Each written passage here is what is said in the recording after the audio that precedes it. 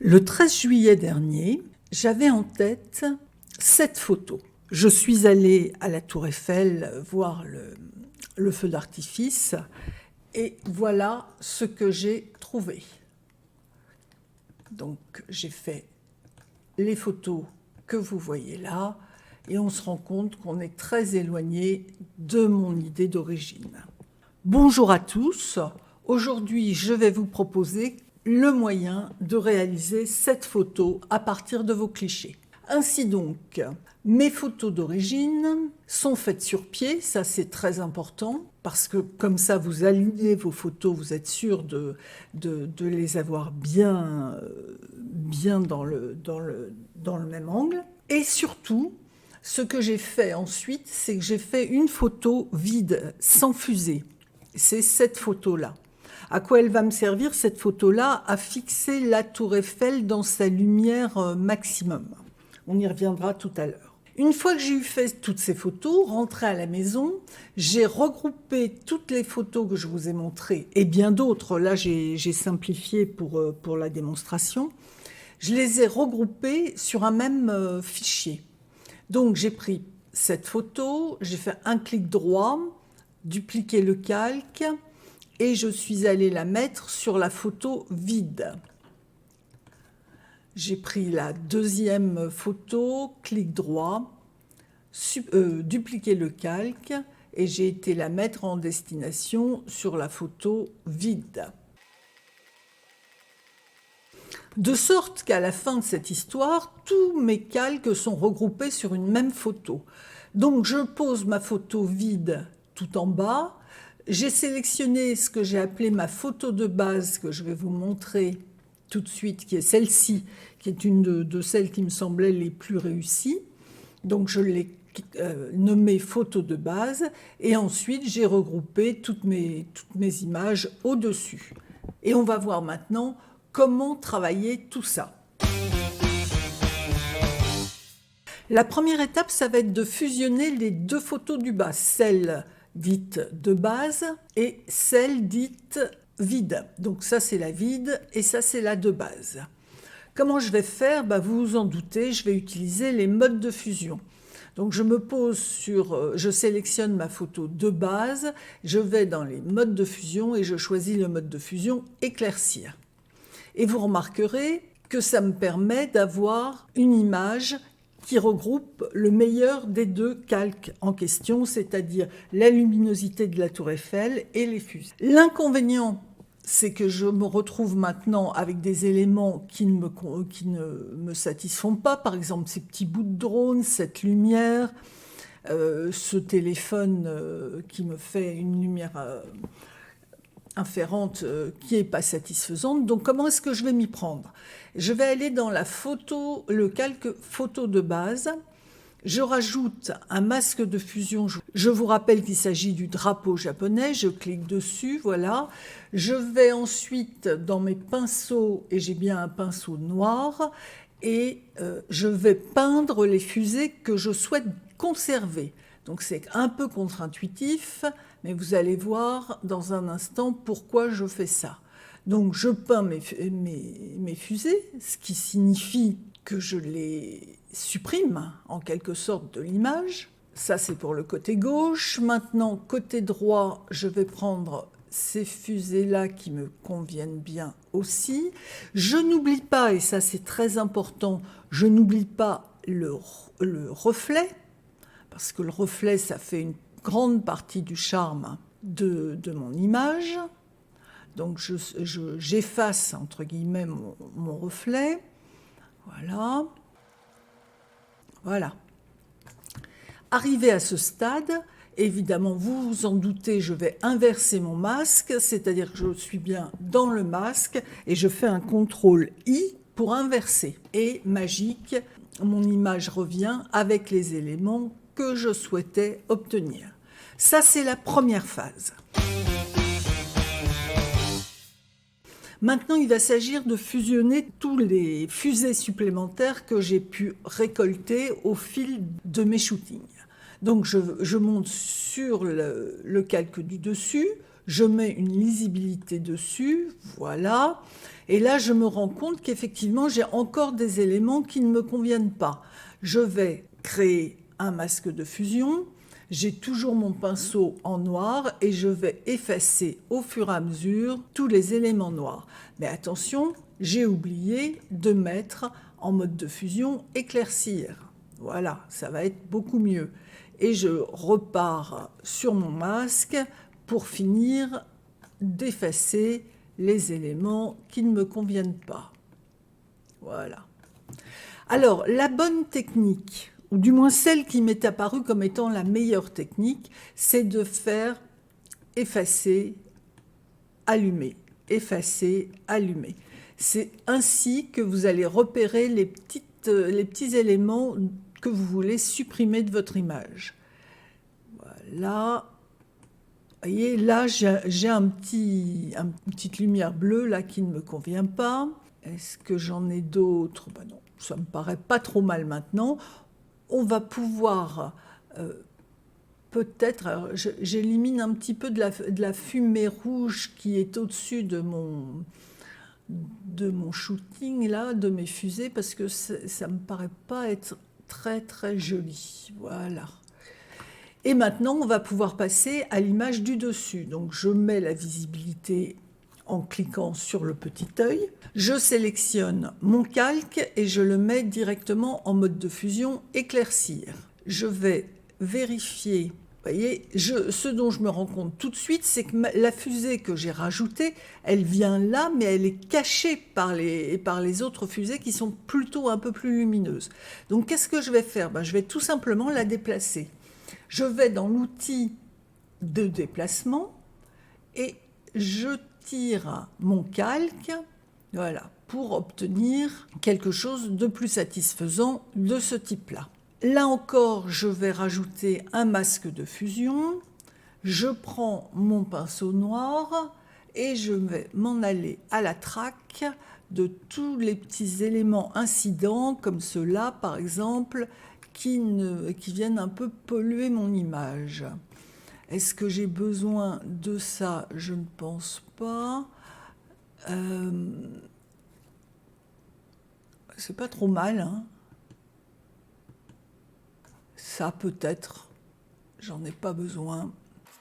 C'est un travail de précision qui demande de faire pas mal de petits allers-retours en allumant, en éteignant le calque pour voir réellement où on en est. Ça me paraît pas mal. Ok, on passe au calque du dessus. Calque du dessus, donc je clique sur le petit œil pour lui donner sa lisibilité. Là, j'ai aussi une jolie fusée. Je vais la passer en mode de fusion éclaircir. Et là, évidemment, je me rends compte que je ne la vois plus du tout. Donc là encore, outil de déplacement et je vais l'amener peut-être de ce côté-ci de mon image. Oui, ça, c'est pas mal du tout. En revanche, évidemment, j'ai ma tour Eiffel, mon double de tour Eiffel qui ne convient pas. Donc là encore, masque de fusion, pinceau noir, et je vais effacer ma tour Eiffel. Voilà. Alors là, la question qui se pose, c'est est-ce que je garde les petites fusées qui sont là sur la droite? Je ne suis pas sûre que ça apporte quelque chose, je vais les supprimer. Mais ça, c'est un choix personnel du photographe. Il n'y a pas de vérité révélée sur un sujet comme ça. Ça va dépendre à chaque fois de votre image. J'allume, j'éteins. Là, je vois des éléments qui ne me plaisent pas. Je vais les peindre en noir. Là, j'ai toute la ligne du métro qui, évidemment, s'est décalée puisque j'ai descendu mon calque. Il faut absolument que je le supprime. Et au passage, ça me fait ressortir ce petit trait blanc là qui ne me va pas du tout. Donc, je vais essayer de repérer sur quel calque il est en éteignant, allumant. Voilà, il est sur ce calque-là. Donc, je viens sur le masque correspondant au calque et je donne un petit coup de pinceau noir pour effacer. J'ai aussi celui-là, là, qui ne me plaît pas. je reviens. Oui, c'est sur le même, donc un petit coup de pinceau noir, voilà, pour effacer. Ok, ces petits traits là me vont pas non plus. Est-ce que je peux les effacer? Oui. Ouais, ça sera beaucoup mieux. Voilà. Parfait. Il me reste encore un calque. Alors, dans la pratique, vous aurez beaucoup plus de calques que ça, puisque évidemment, vous allez avoir shooté plus de fusées et vous aurez envie de remplir un peu plus. Je vous rappelle, celui que j'ai fait, moi, il y a beaucoup plus de fusées, hein, mais ça vous donne une idée. Puis après, le principe, il est toujours le même, donc je ne voulais pas que cette vidéo soit trop longue, et j'ai préféré mettre un peu moins de fusées pour que vous n'ayez pas le temps de vous lasser.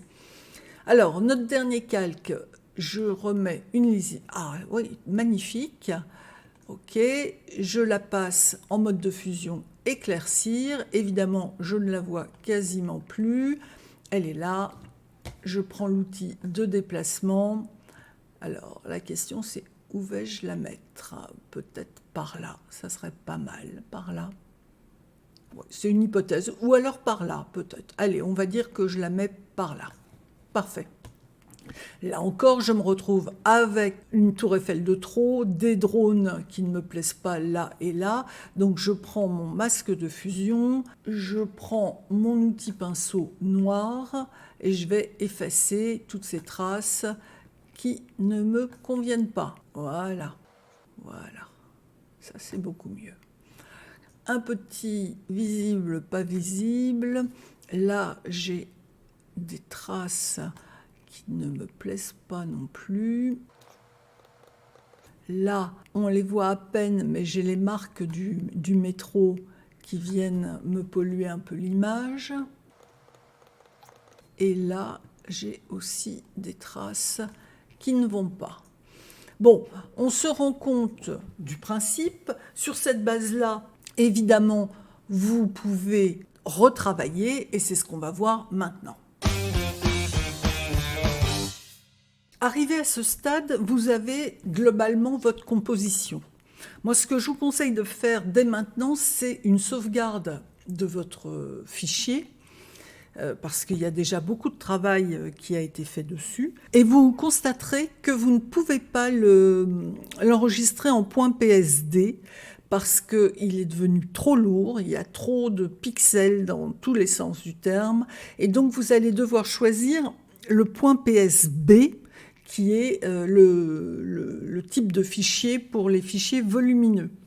Ne vous inquiétez pas, ça fonctionne exactement de la même façon. C'est un peu plus long, évidemment, à l'enregistrement, mais guère plus.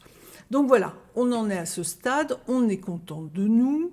Parfait. Je vais commencer par recadrer mon image parce qu'évidemment, je ne vous l'ai pas dit, mais au moment du shooting, j'ai fait le choix d'être très large parce que je ne savais pas où les fusées allaient monter. Les fusées auraient pu monter beaucoup plus haut que la tour Eiffel et si j'avais fait un plan trop serré, évidemment, je n'aurais pas eu mes fusées en entier. Donc j'ai fait le choix d'un plan large que je vais rectifier maintenant. Voilà. Quelque chose de ce type-là. Voilà. Et donc, il me reste la finition, et ça va être en haut de pile. Je vais choisir des calques de réglage.